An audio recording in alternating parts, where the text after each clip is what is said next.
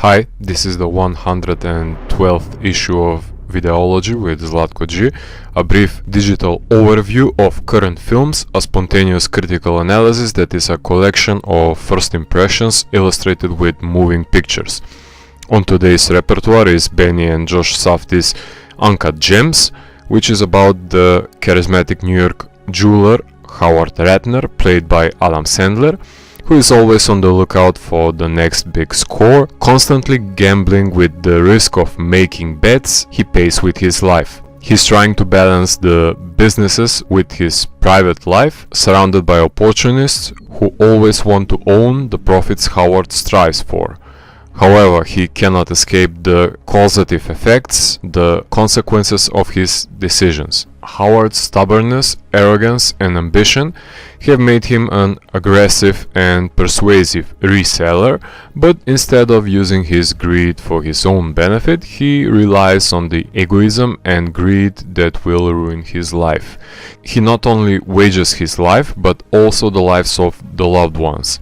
He lives furiously and burns very quickly, making unwise decisions with the wrong people. With the zooms in the scenes of Epiphany and jump cut edits, we notice the unstoppable Howard making new bets, ringing phones, shaking hands with a large number of characters, making these 135 minutes pass in front of the viewers in one single breath.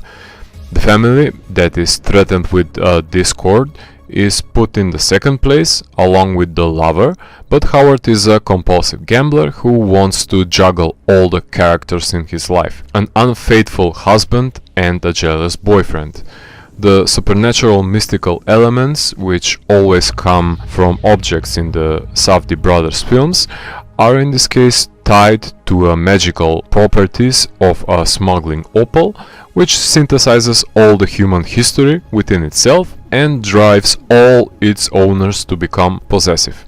The film is a parable of the repercussions of the greed of the trickster who wages his happiness with a distant affinity to come close to a 7-digit sum gained from the transaction from the blood opal, heralding the predetermined falling into the abyss.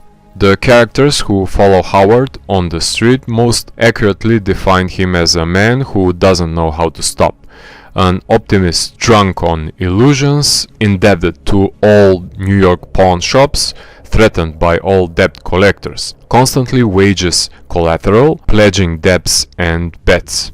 An appropriate metaphor for the parents' greed is the scene of his daughter's school play, where money drops from Howard's daughter's mouth, money that means more for the father than the happiness of the family.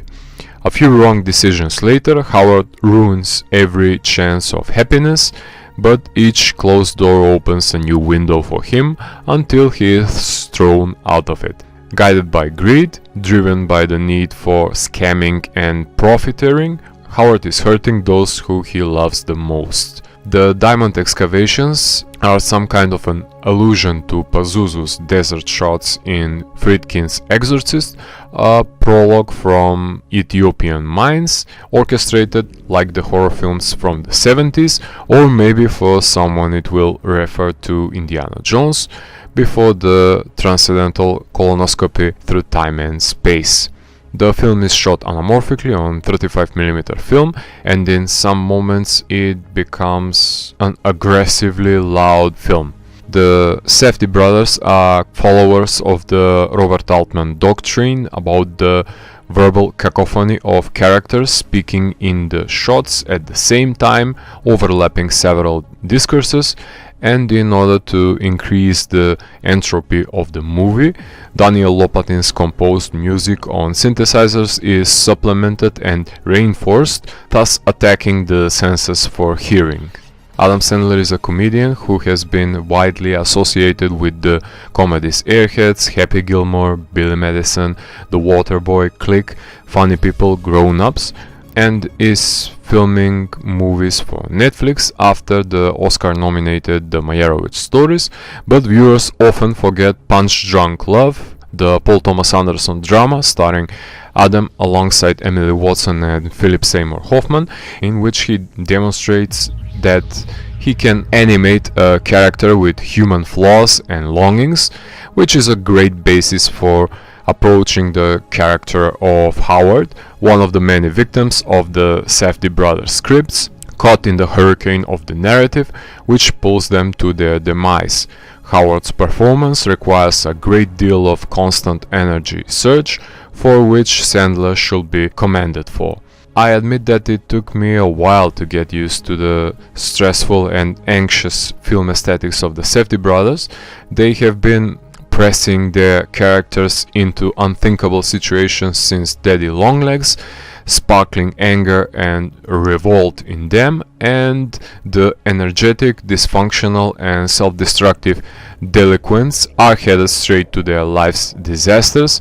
Films like The Pleasure of Being Robbed, Heaven Knows What, and in particular Good Times with Robert Pattinson. From their short films, I learned that they want to take the camera in their hands and head to the buses and the streets with their characters and shoot movies with the accidental bystanders in the crowded New York streets, pulsating through his veins, eliciting all kinds of reactions, and I'm sure that as you are listening to me talk about them, they are already making plans to go out in the streets with a camera in hand, bringing a bit of magical realism in the lives of the people passing by. With the help of the editor Ronald Bronstein, the Safdie brothers succeed in making a conscious and sublime collage of all aspects of Howard's life and his entanglements in nightclubs, school plays, Jewish celebrations, all occasions and festivities, where a man with a broken moral compass pays his dues.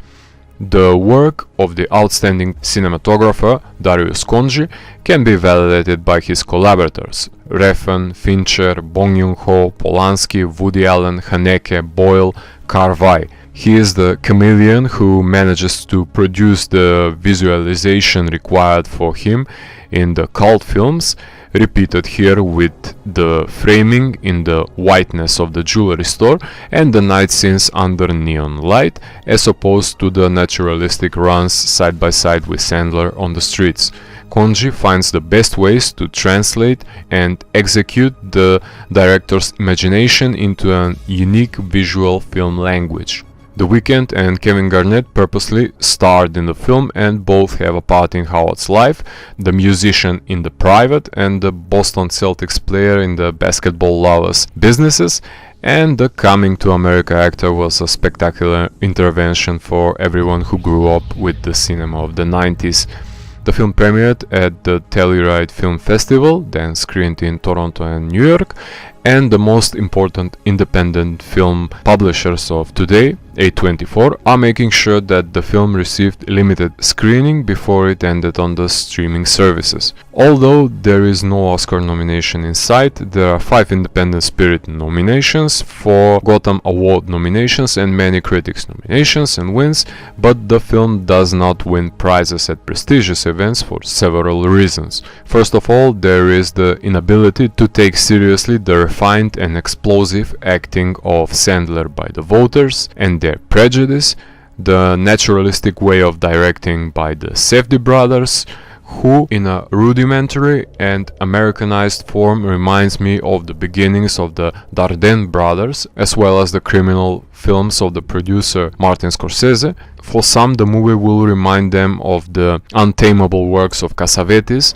and some will find similarities with the works of Abel Ferrara and Sidney Lumet, directors who were able to capture the spirit of New York with all its moral sediments and corrupted human waste. The film has a subversive thread that is associated with the new wave of American film. In the United States, the directors have been treated as indie directors making unmemorable Sundance films, which is not the case with Uncut Gems. The film is a tense, agitating, energetic work without breaks, a journey that will not appeal to those who do not want to be in the co-driver's seat of Howard's car, heading for a downfall. The Safdie brothers have created a tense film that grips the viewer from the revealing of the opal to the paying of his price at the end of the film, which shows all the possible escapades of the protagonist and his interactions with family members, lovers and mobsters he owes much more than his life, who is beyond his control. A magician performing in front of the wrong audience. The one who risks gets the reward that is smaller than everything he loses. If I have to evaluate it, then I will give Uncut Gems 4 out of 5. If you like the 112th edition of Videology, like the video, share it and follow the channel. Reach out for other reviews on the virtual shelf as well. Thank you for your attention. Bye.